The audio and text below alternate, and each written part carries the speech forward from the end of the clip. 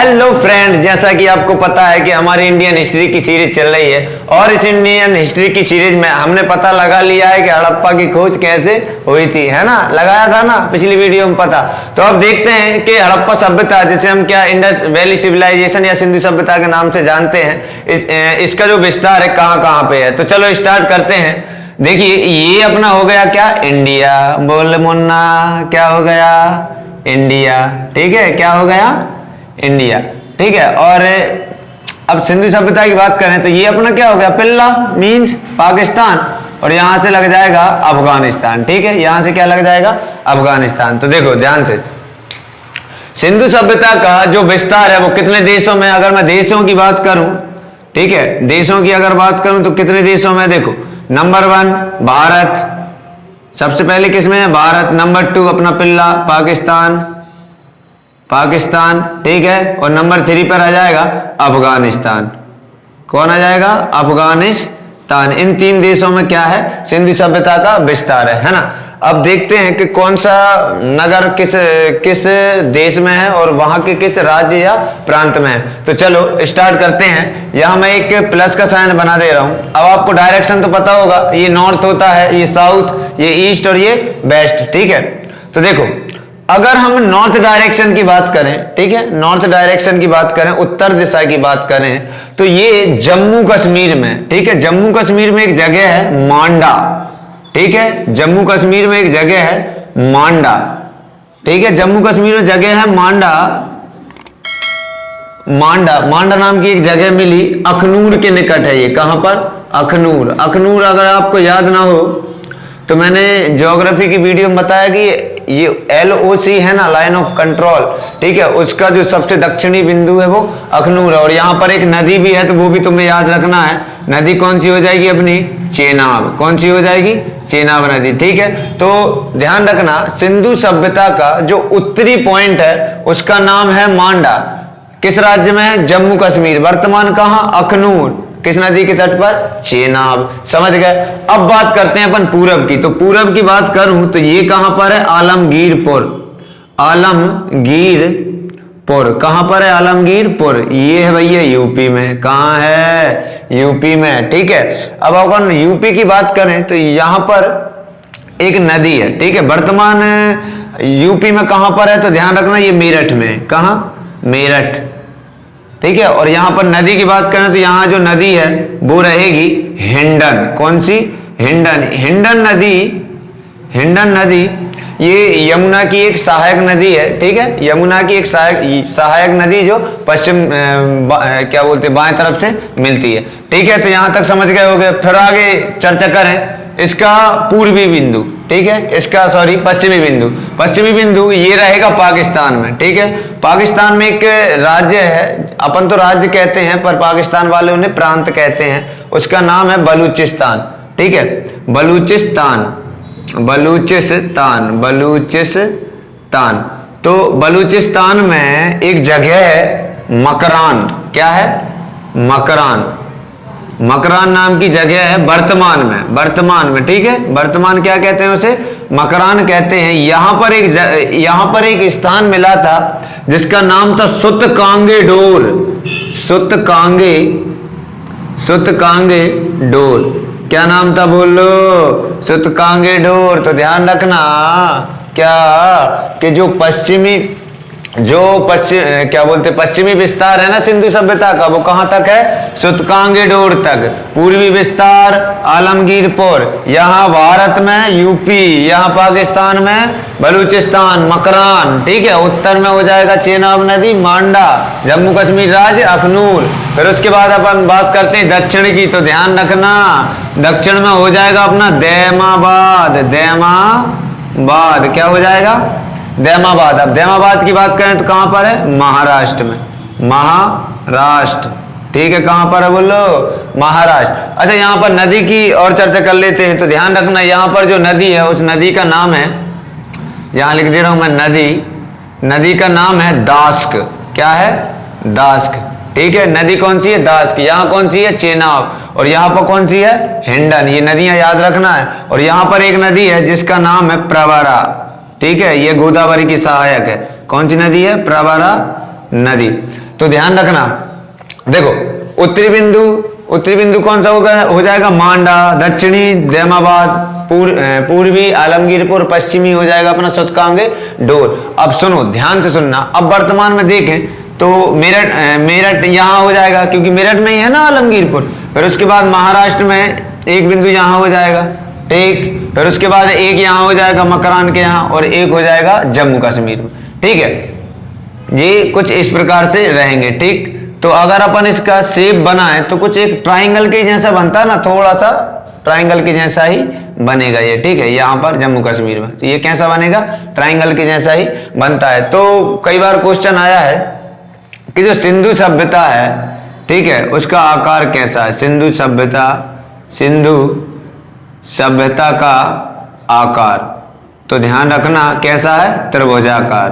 कैसा है, त्रिभुजाकार। ये मैं प्राचीन समय में जो खोज हुई है ना, मतलब पहले जो खोज हुई है, प्राचीन तो नहीं बोलेंगे क्योंकि ज्यादा समय पुरानी बात भी नहीं है ना। तो पहले जो खोज हो चुकी है ना, उसके आधार पर त्रिभुजाकार है। वर्तमान में कौन सा है वो भी मैं बता रहा हूं, और क्यों है वो भी बता दूंगा, ठीक है। तो ये इतना समझ गए होगे।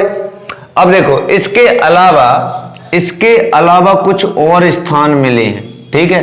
इसके अलावा कुछ और स्थान मिले हैं, जैसे कि यहां पर 2 स्थान मिले, ठीक है। कहां पर, अफगानिस्तान में यहां पर 2 स्थान मिले। तो अब ये कहां है, उत्तर दिशा की तरफ है। तो यहां पर उत्तर दिशा तो अपनी यहां खत्म हो गई थी पहले जो साक्ष्य मिले उनके अनुसार, लेकिन वर्तमान में 2 यहां और मिल गए। तो यहां पर 2 स्थान और मिले, इनका नाम है, अफगानिस्तान में है मुंडी गोक और शोर्त गोई, ठीक है। 2 स्थान मिले, ये कहां पर है, अफगानिस्तान। कहां पर है, अफगानिस्तान।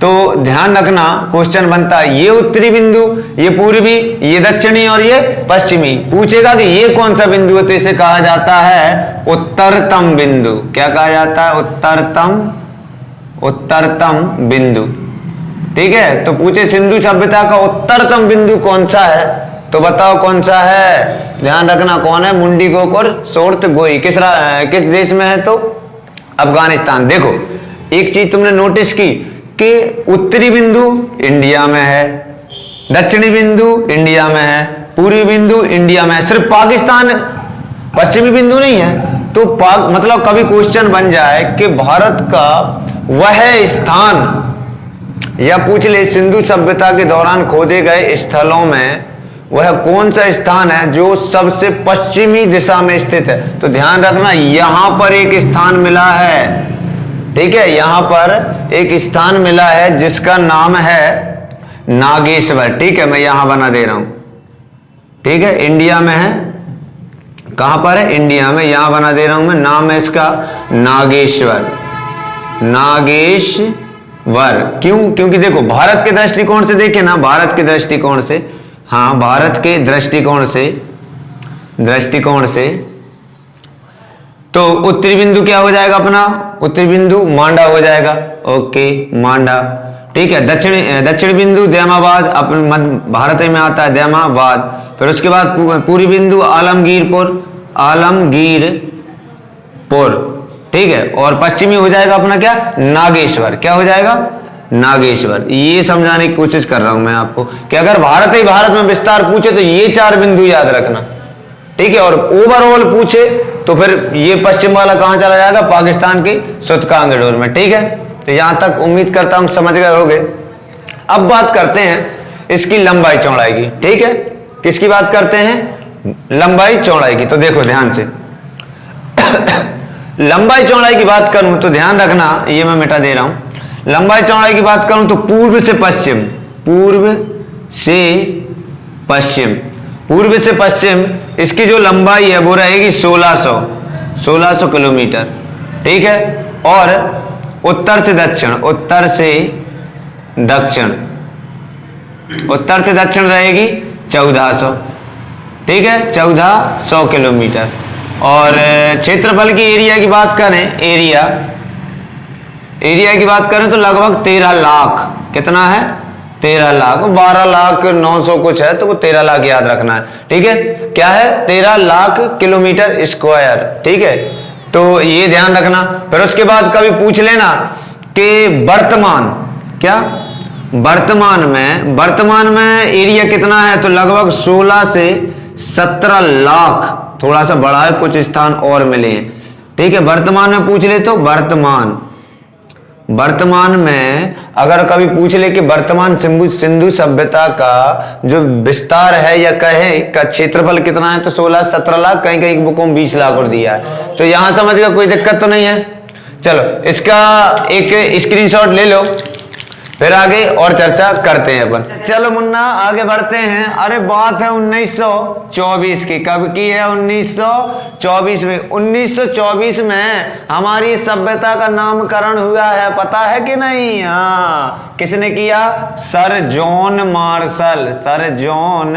मार्शल ने। ठीक है, किसने किया नामकरण? सर जॉन मार्शल ने इसे 1924 में इंडस सिविलाइजेशन कहकर सारी दुनिया को इसके बारे में बताया था। क्या नाम दिया? Indus valley civilisation. हिंदी में बोले तो सिंधु सभ्यता। क्या नाम दिया? सिंधु सभ्यता। तो मैं समझता हूं कि यहां तक कोई दुख दर्द समस्या नहीं होनी चाहिए। नाम हो गया। अब देखो और कुछ फैक्ट बता दे रहा हूं, ध्यान रखना। सिंधु सभ्यता मात्र सत्तात्मक थी। ठीक है, सिंधु सभ्यता कैसी थी? मात्र सत्तात्मक।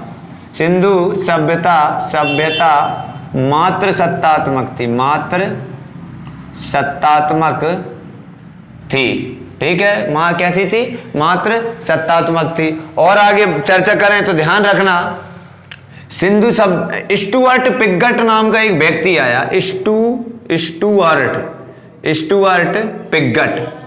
क्या नाम था? स्टुअर्ट पिगट नाम का एक व्यक्ति आया। इसने मोहनजोदड़ो, ठीक है, मोहनजोदड़ो और हड़प्पा को, मोहनजोदड़ो और हड़प्पा को अरे जुड़वा राजधानी कहा है। जुड़वा राजधानी कहा। क्या कहा? जुड़वा राजधानी। ठीक है, क्या कहा? जुड़वा राजधानी। एक चीज और याद रखना कि जो अवशेष मिले हैं, ठीक है, जो अवशेष वगैरह मिले हैं, उनकी जांच किस विधि द्वारा होती है जानते हो? हाँ, किस विधि द्वारा होती है? तो ध्यान रखना, कार्बन डेटिंग विधि द्वारा। ठीक है, C की घात 14। तो अवशेषों की जांच,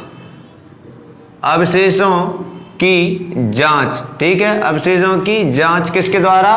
कार्बन डेटिंग विधि। कार्बन डेटिंग विधि। ठीक है, डेटिंग विधि, कार्बन डेटिंग विधि। ठीक है, वो आपको ऑप्शन में ऐसा भी लिख के दे सकता है, C की घात 14। ठीक है, ध्यान रख पाओगे। कार्बन डेटिंग विधि द्वारा क्या होती है? इन अवशेषों की जांच वगैरह होती है, कितने पुराने हैं। एक चीज और याद रखना, पृथ्वी की आयु है ना 46 करोड़ वर्तमान में। हाँ, तो 46 करोड़ वर्ष है, तो ये किससे निकाली है? तो ये भी याद रखना, पृथ्वी की आयु यूरेनियम डेटिंग विधि से निकाली गई। पृथ्वी की आयु यूरेनियम डेटिंग विधि से, यूरेनियम डेटिंग विधि। ठीक है, ये हो गया। फिर उसके बाद एक चीज और याद रखना, एक चीज और याद आ गई, वृक्षों की आयु। वृक्ष यानी पेड़, वृक्षों की आयु, वृक्षों की आयु, उनमें वृक्षों में जो वृक्षों के अंदर कुछ इस प्रकार की आकृति, देखो एक वृक्ष है ऐसा, इस वृक्ष को यहां से काटोगे और उसे एक तरफ से देखोगे तो उसमें कुछ ऐसे छल्ले, रिंग बनी हुई दिखाई देंगी आपको। इन रिंगों को गिनकर उस वृक्ष की आयु का पता लगाया जा सकता है। ठीक है, तो ध्यान रखना, वृक्षों की और इस विधि को क्या कहते हैं? डेंड्रोक्रोनोलॉजी। क्या कहते हैं? डेंड्रोक्रोनोलॉजी।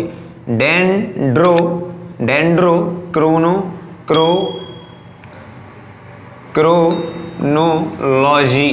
ठीक है, क्या कहते हैं? डेंड्रोक्रोनोलॉजी। तो यहां तक मैं समझता हूं, समझ। एक चीज और लिख लो, याद आ गई है तो सुनो। प्राचीन काल में जो औजार बनाए जाते थे ना, हड्डियों के, लकड़ियों के, ठीक है, हड्डियों के, लकड़ियों के या छोटी मोटी धातु के, तो उनमें जो तकनीक प्रयोग होती थी उस समय, जिस तकनीक से वो बनाते थे, उस तकनीक को दबाव शल्क कहा जाता। पाषाणिक, मैं यहाँ लिख दे रहा हूँ, पाषाणिक औजार, ठीक है, औजार दबाव शल्क तकनीक द्वारा बनाए जाते थे, तकनीक द्वारा बनाए जाते थे। तो यहाँ तक मैं समझता हूँ कि समझ गए हो, बनाए जाते थे। ठीक है, कोई दुख दर्द समस्या तो नहीं है, वो तो बता दो। चलो आप इसका स्क्रीनशॉट लो, फिर क्रमवार देखते हैं कि कौन सा नगर कब खोजा गया, किसने उत्खनन किया, कहाँ पर है, और प्रत्येक नगर को अपन क्रमवार पढ़ेंगे। ओके।